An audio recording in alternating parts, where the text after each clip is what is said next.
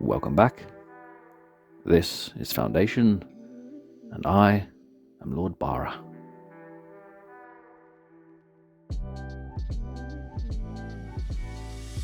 I spent some time yesterday strolling through the town, and it occurred to me that I have not named the tavern.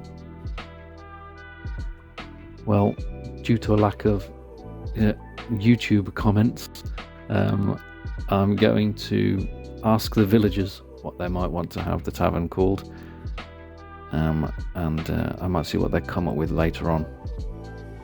In the meantime, I'm going to build out my production chains because there are some noticeable gaps. For example, if you look here, you will be able to see that I don't have enough cloth. Now, that's a problem because I rely on the sales of clothing for a good portion of my income. So I'm going to need to make sure that I'm overproducing, which means that I need to add at least one more weaver into the town. I'm not entirely sure where I'm going to put that right now, but I am going to move the tailor shop. The tailor won't be happy with that, but it's fine. I'm going to place it over in the corner of the square, the town square here. At the moment, he's sitting in the middle of town, right in front of the bell tower, which is a bit of an awkward position. Now, we all know why the bell tower is in that location. It's because he's covering up a stone deposit, which I can't get rid of. So he's staying put, and everything else is going to have to move around him. But personally, I think it looks better like that anyway. I'll take this opportunity also to get some new technology, some cheese making, because I've reached a new tier in my town's development, and I can also put another edict on to reduce the cost of building upkeep. But that's fine. I can move the tailor shop. I'll add in another bit of tavern, just another service counter.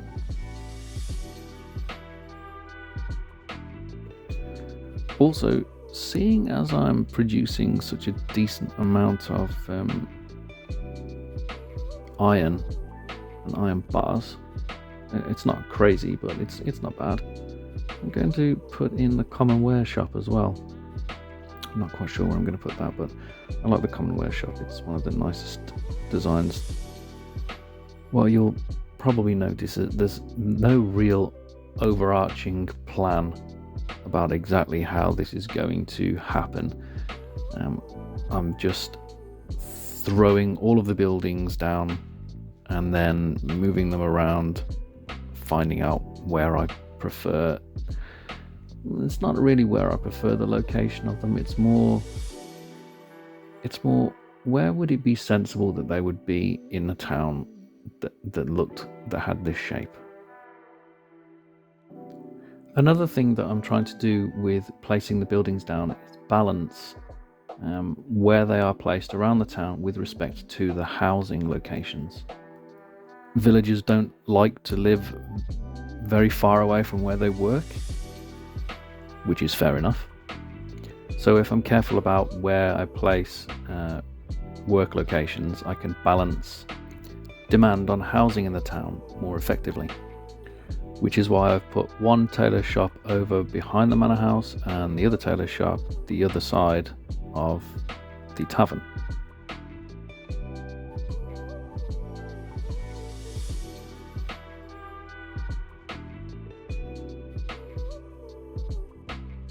This is going to be more treasury.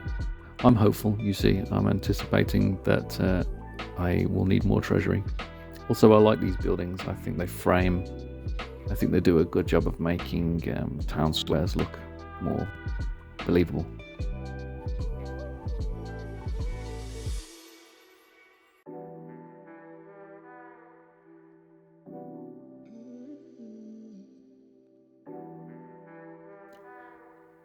And if I'm going to build more tavern, it makes sense to also drop down the brewery and the hop farm. People don't like living near the brewery, so that's absolutely got to go on the outskirts of town. Hop farm's fine. That can go near housing. And I think it'll look quite nice there, a little hop farm on the edge of town. I anticipate also having to have another hop farm. That's probably not a large enough area to produce beer, because beer also can be sold. I hate to say this, but one asset that I don't like is the granary. I find I actually like the design of the granary, but I do find it one of the more tricky buildings to place down, just to get it to fit into the environment. So I will try again and again to make that look right.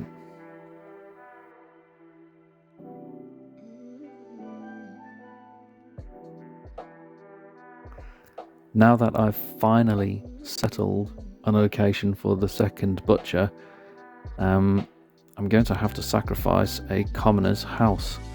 But, you know, sacrifices have to be made.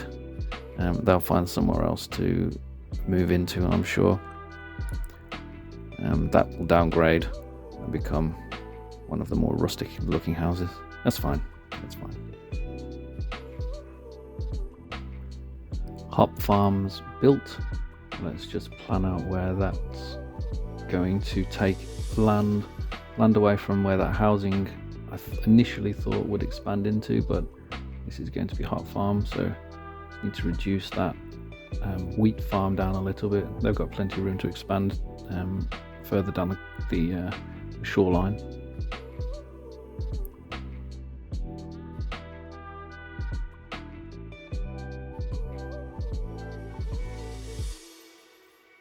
I try not to get hung up too much on the way things look, but sometimes just trying to get that perfect little millimeter on the building, but don't let it bother you too much.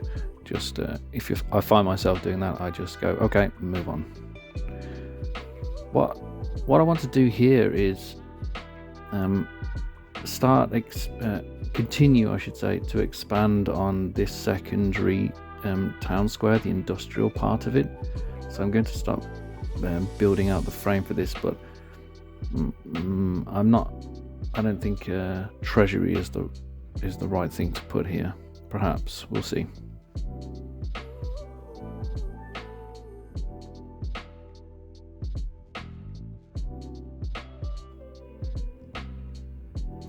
That doesn't look too bad.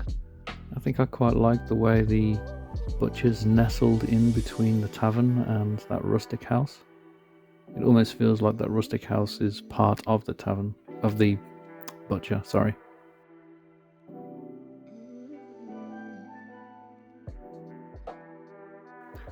There we go. Adding in another weaver to solve the cloth problem. I noticed that I have a decent amount of flour, so I'll just drop another bakery down to make use of that. This is a pretty nice location actually for it.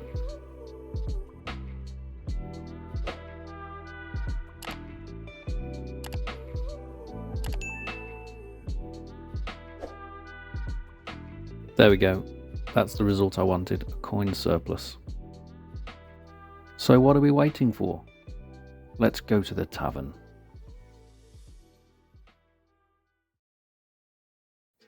The hearth roared with warmth. Above it hung a large boar's head, a relic from a hunt long past, its tusks gleaming in the flickering firelight, casting dancing shadows on the stone walls, with the scent of roasted boar and freshly baked bread filling the air.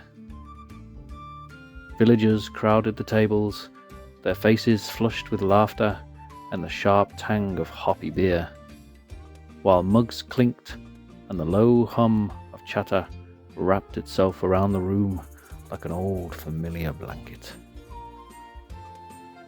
Helicina moved through the crowd with an agile grace, balancing mugs on a tray as she wove between tables. She greeted patrons with brief nods and a practiced smile. Her sharp eyes missed nothing. Not the spilled beer she wiped up with a wave of a hand, nor the quiet exchanges of gossips between the villagers. For she is the queen of the Prancing Boar.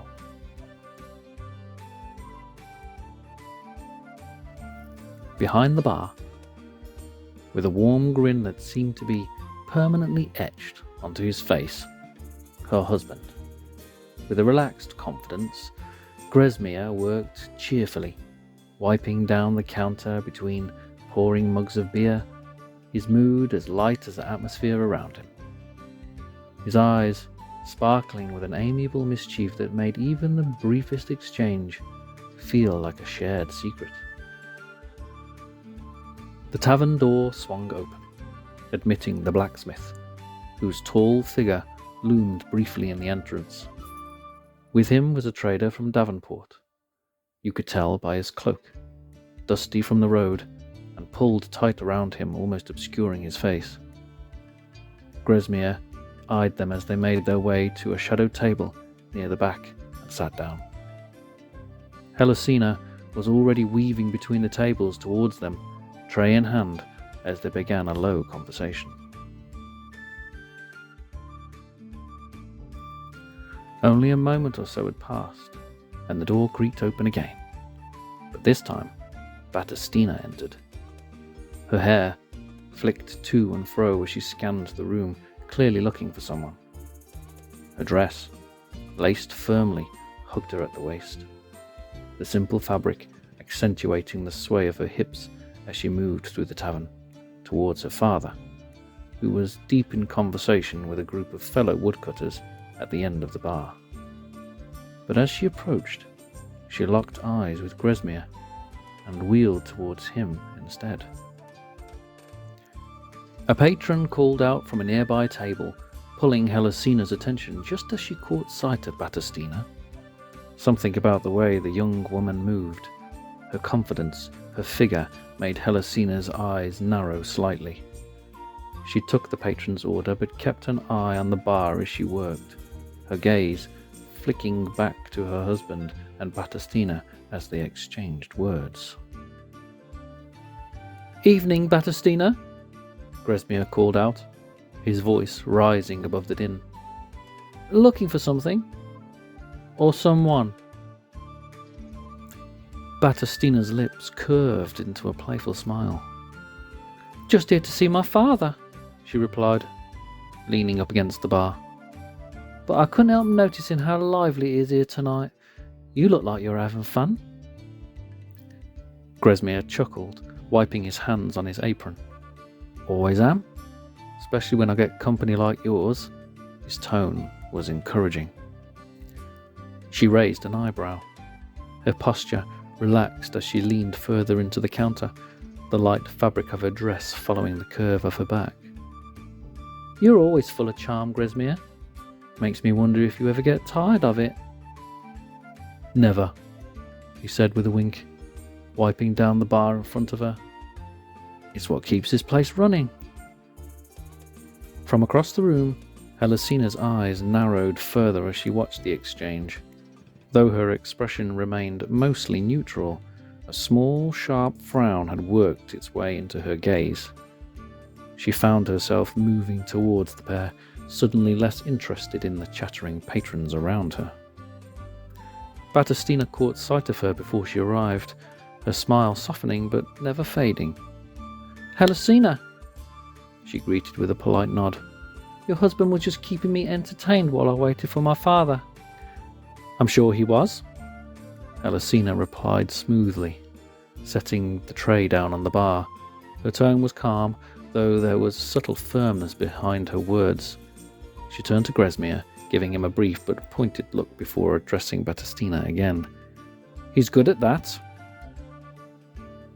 Then, as if on cue, Battestina's father waved her over, a set of keys dangling from his hand. "Battestina! Here, girl! Get what you came for!"